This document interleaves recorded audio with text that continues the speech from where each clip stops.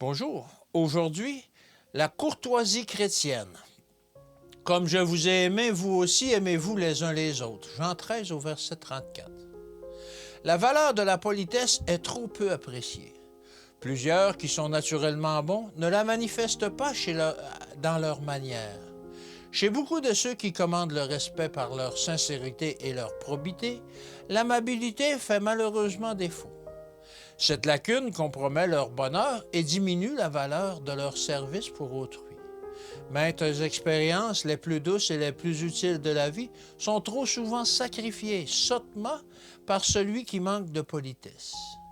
La Bible nous rapporte des exemples remarquables de politesse. Abraham était un homme de Dieu.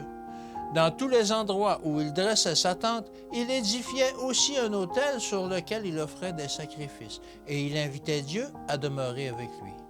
Abraham était courtois. Sa vie n'était pas entachée par l'égoïsme, ce défaut abhorré de Dieu. Remarquez comment Abraham se conduisit envers Lot lorsqu'il se sépara de lui.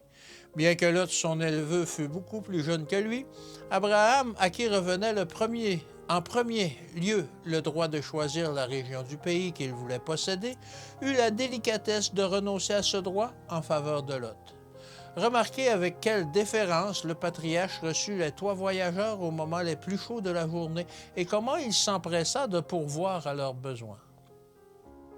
Remarquez comment il s'adressa aux fils de Heth lorsqu'il leur demanda de lui vendre une possession sépulcrale pour y enterrer Sarah.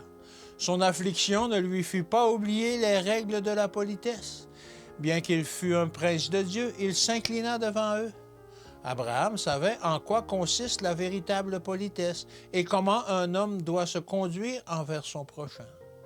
Nous devrions toujours nous oublier nous-mêmes, cherchant des occasions d'encourager les autres, d'alléger leur chagrin et leur fardeau par des actes de bonté et d'amour.